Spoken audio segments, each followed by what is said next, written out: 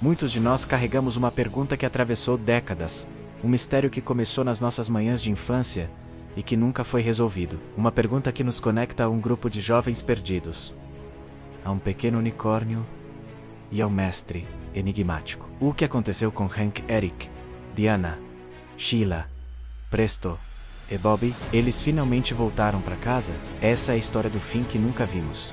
O final de Caverna do Dragão. A Terra do Nunca, Nárnia, o País das Maravilhas. E o Reino.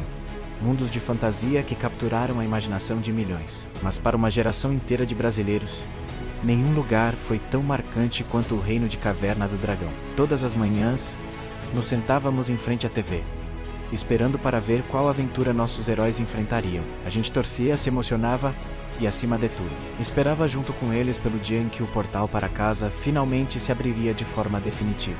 Lembro como se fosse hoje. A música de abertura começava, e a gente já era transportado para aquele parque de diversões, para Montanha-Russa, que mudaria tudo. Cada um de nós tinha um personagem favorito. Talvez você se identificasse com a liderança e a coragem de Hank, o arqueiro, ou quem sabe com a teimosia e o humor ácido de Eric, o cavaleiro, que apesar de reclamar, nunca abandonava seus amigos. Talvez a agilidade e a confiança de Diana, a acrobata, ou a timidez protetora de Sheila, a ladra, com sua capa da invisibilidade. E quem não amava a inocência de Babi, o bárbaro, e sua fiel unicórnio, ou então o atrapalhado e bondoso Presto, o mago cujas magias quase nunca saíam como o esperado, mas que sempre tentava com todo o coração. Juntos, eles eram mais do que um grupo de amigos. Eles eram uma família forjada na adversidade, buscando um caminho de volta para casa sob a orientação ambígua do mestre dos magos e sob a ameaça constante do Vingador e do Dragão de 5 cabeças, Tamat. Cada episódio era uma nova peça no quebra-cabeça, uma nova esperança, mas também uma nova frustração. O mestre dos magos aparecia, dava um conselho enigmático e desaparecia, deixando nossos heróis e a nós menos com mais perguntas do que respostas. E a gente se perguntava: ele está realmente ajudando ou ele é parte de um jogo muito maior? A série teve apenas 27 episódios, mas seu impacto foi gigantesco, especialmente no Brasil, onde foi reprisada incansavelmente por anos. Essa repetição constante criou um laço ainda mais forte. Nós crescemos com eles, e à medida que crescíamos, a pergunta sobre o final se tornava cada vez mais presente. O desenho simplesmente parou. Não houve um episódio final, uma conclusão, um adeus. Eles ficaram presos lá para sempre. O que aconteceu? Foi aí que a internet, anos depois, começou a nos dar algumas pistas e a alimentar inúmeras teorias. A mais famosa, e também a mais sombria, dizia que os jovens, na verdade, tinham morrido no acidente da montanha-russa. O reino seria uma espécie de purgatório, um lugar para eles expiarem seus pecados. O mestre dos magos seria uma entidade divina, ou talvez demoníaca, e o Vingador, seu oposto, a unicórnio, seria um demônio disfarçado, mantendo-os presos naquele ciclo eterno. Essa teoria era pesada, triste, e tirava toda a magia da nossa infância. Mas ela se espalhou como fogo, porque na ausência de uma resposta oficial, era a única que parecia dar um fechamento, ainda que trágico. Muitos de nós acreditaram nisso por anos, mas a verdade, infelizmente, é bem menos sombria e muito mais fascinante. O desenho foi, de fato, cancelado. Na década de 80, nos Estados Unidos, houve uma grande pressão de grupos de pais, que consideravam o desenho violento e com temas inadequados para crianças. A associação com o jogo de RPG Dungeons & Dragons, que na época era alvo de pânico moral e acusações de satanismo, não ajudou em nada. Com a audiência caindo e a pressão aumentando, a emissora decidiu não renovar a série para uma 4ª temporada. O cancelamento foi abrupto.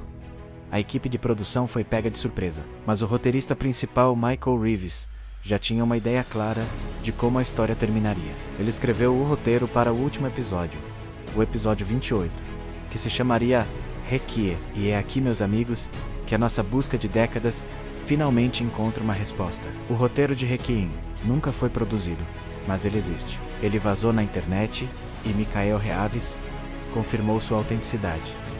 E ele nos dá o final que tanto esperamos. O episódio começaria com o Vingador propondo um desafio final ao grupo, uma última chance de voltar para casa, mas para isso eles teriam que fazer algo que parecia impossível: destruir o próprio Vingador. O Mestre dos Magos, por sua vez, aconselha o grupo a não aceitar o desafio, aumentando ainda mais o mistério sobre suas reais intenções. Dividido, o grupo se separa. Hank acredita que essa é a única chance, enquanto Eric, desconfiado, como sempre, acha que é uma armadilha. A jornada os leva a confrontos e revelações chocantes.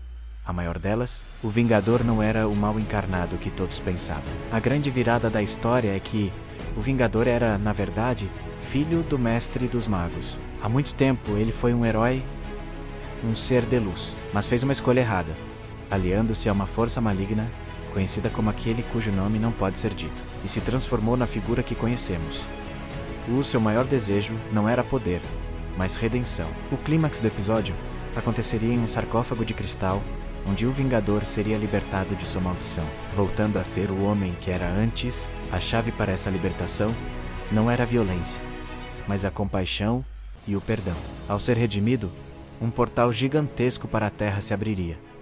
Finalmente, o caminho de casa estava livre. Mas aqui vem a parte que torna esse final tão genial e agridoce. O Mestre dos Magos dá a eles uma escolha. Eles podem atravessar o portal e voltar para suas vidas normais, ou podem ficar no reino, que agora, sem o Vingador, precisaria de novos heróis para proteger seus habitantes do mal que ainda existia. A decisão final não é mostrada. O roteiro termina com eles olhando para o portal, e depois para o reino, com a pergunta no ar: voltar ou ficar? Eric, o cavaleiro rabugento, é o primeiro a dizer: eu quero ir para casa.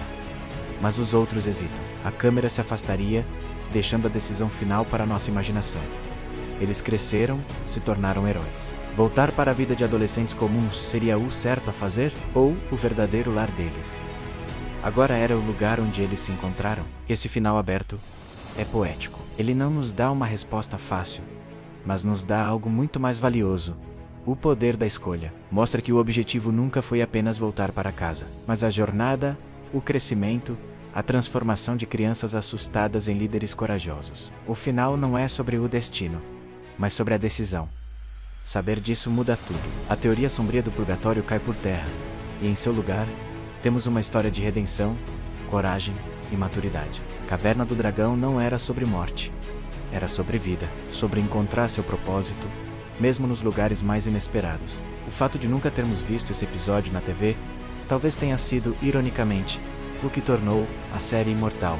O mistério nos manteve conectados a ela, nos fez discuti-la por anos, nos fez criar nossas próprias teorias. Mas agora que conhecemos a verdade por trás do final, a história parece completa. O ciclo se fecha. Se você, como eu, passou anos se perguntando sobre o destino de Hank, Sheila, Eric e os outros, essa história é para você. É a prova de que algumas jornadas, mesmo as que parecem não ter fim, valem cada segundo. Deixa aqui nos comentários qual era o seu personagem favorito e o que você achou desse final. Você acha que eles voltaram para casa ou ficaram no reino? A magia de Caverna do Dragão vive em nossa memória, e agora, com seu final revelado, ela brilha ainda mais forte. Obrigado por me acompanhar nessa viagem nostálgica.